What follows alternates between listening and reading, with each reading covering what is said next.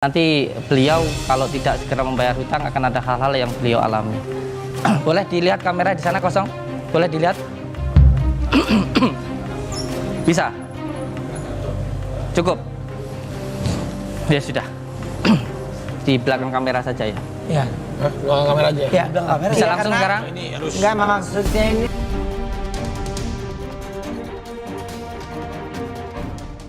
Oke, nah berarti kan sekarang ini sudah ada laporan ya. Kira-kira dari Gus sendiri untuk pesulap merah ini kan dia selalu memberikan statement ya tentang apa yang Gus lakukan gitu ya, dan mungkin cara Gus untuk ke pasien gitu ya.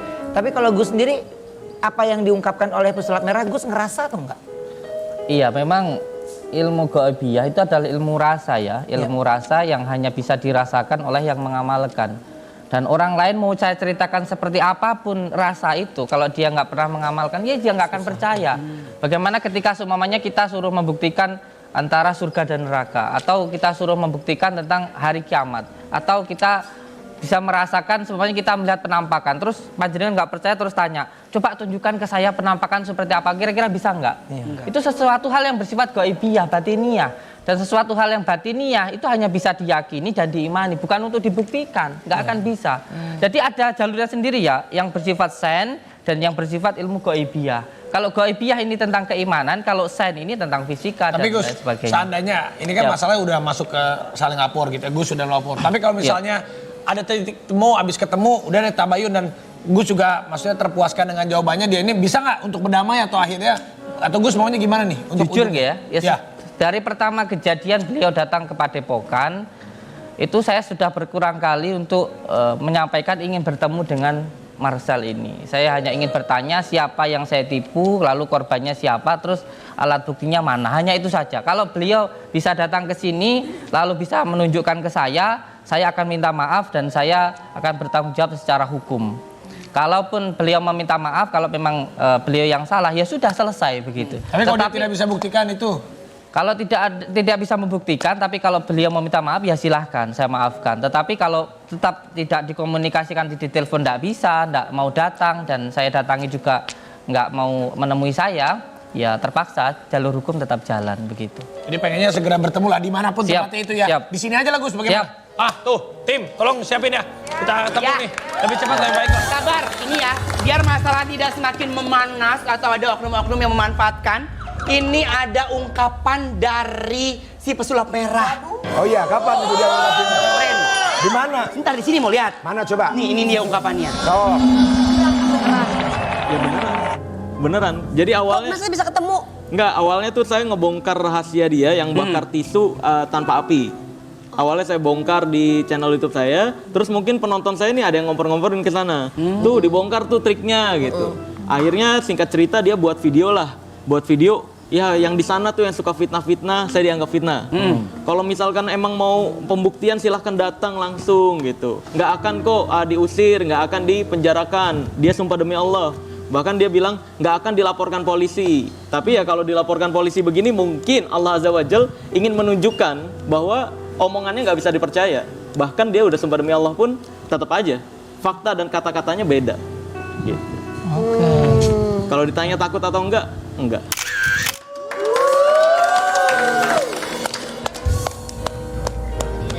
Boleh saya tanggapi? Boleh. Iya. Jadi apa yang beliau nyatakan itu ada beberapa hal yang menurut saya juga nggak pas.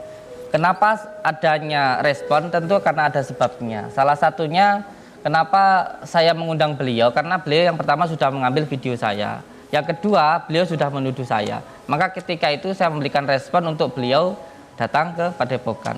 Tetapi pada kenyataannya ketika beliau datang, itu dia nggak mau masuk. Tapi saya yang disuruh untuk keluar. Nah ketika saya di luar, ternyata sudah jadi keributan itu tadi. Dan ketika saya langsung berhadapan dengan beliau, itu beliau nggak mau masuk. Bang Marcel ini sudah nggak mau masuk ke Padepokan, ada videonya, saya nyatakan, ayo kalau mau pembuktian silahkan, ditentukan waktunya, kapan waktunya, tapi beliau waktu itu tetap ngotot untuk pulang. Sampai pada akhirnya ada orang tuanya yang tertinggal itu, kemarin itu seperti itu. Ya orang tuanya dia katanya. Iya, kalau untuk pembakaran tisu, jangan ketika kita ini contoh sering melakukan trik atau melakukan apa ya, dikatakan mohon maaf kalau tanda kutip penipuan untuk hiburan, lalu menyamakan apa yang dia lakukan dengan yang orang lain lakukan. Belum tentu sama, karena ini kejadiannya di tempat seseorang dan saya bisa untuk menunjukkan barang buktinya ataupun orangnya begitu. Karena waktu ini orangnya sakit, mohon maaf, sakit pengen bunuh diri terus menerus, ada perasaan takut, was-was, gelisah dan susah tidur. Orang itu susah tidur. Ketika saya datang ke sana ada gangguan yang disebut dari gangguan abdul jumud, yang biasanya kalau orang Jawa bilang itu yang merah-merah terbang begitu.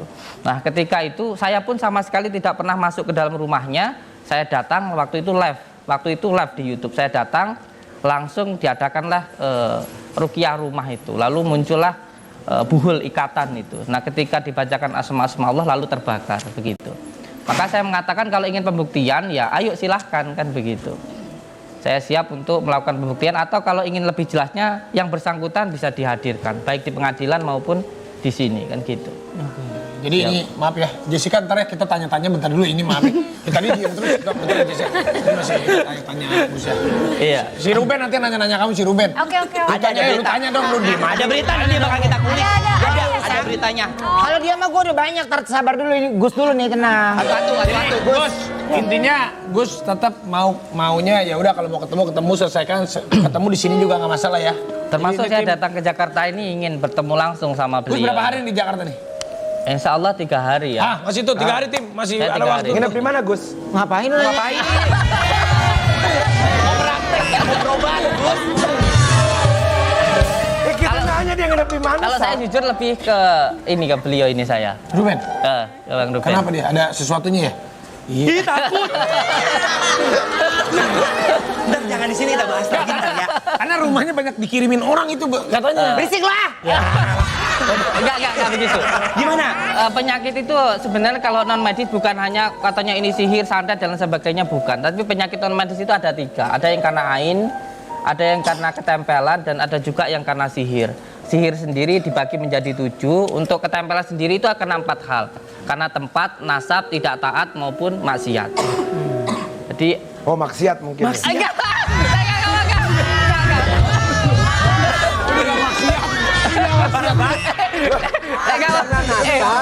Maksiat terus apa? Kan ada pilihannya kak. Gini sayang.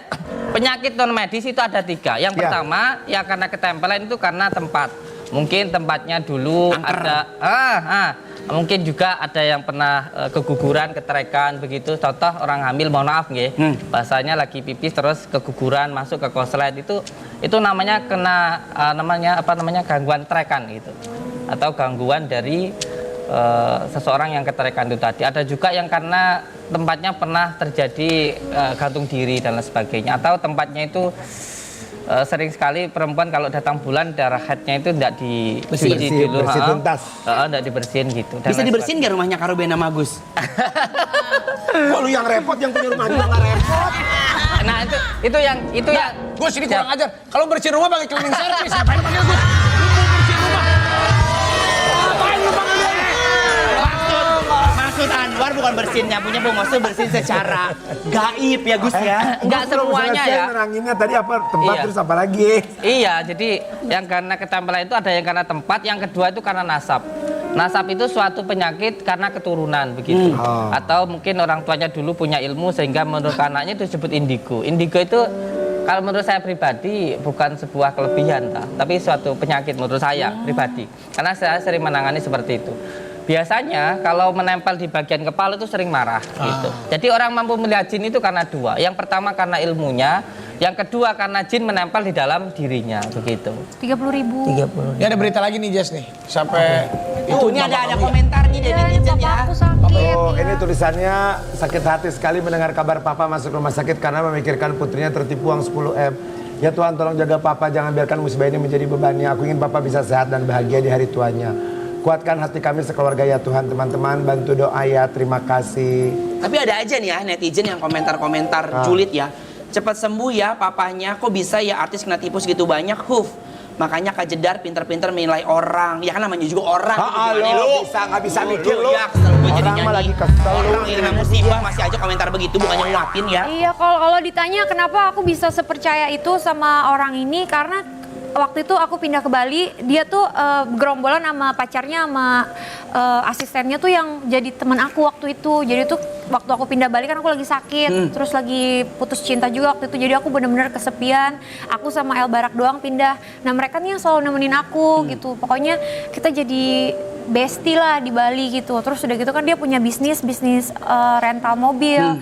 Terus udah 6 bulan kita temenan, akhirnya dia kasih saran, kenapa nggak mobil kamu di Jakarta kalau nggak dipakai sewain aja gitu. Terus aku bilang, oh iya bener juga ya. Terus aku dapat berapa? Dia bilang katanya, ya udah kamu dapat 22 juta. Ya mobil nganggur, dapat uang kenapa enggak ya nggak sih? Terus ya udah tuh kita tiap hari tuh kita nongkrong bareng, kita jadi teman. Pokoknya nggak ada curiga sama sekali. Orangnya juga baik banget. Orangnya juga ngasih lihat dirinya tuh kenal sama pejabat, kenal polisi, kenal segala orang-orang yang orang-orang penting gitu. Jadi aku tuh ngerasa percaya sama dia gitu. Masih muda, bisnis bagus, kenal banyak orang gitu.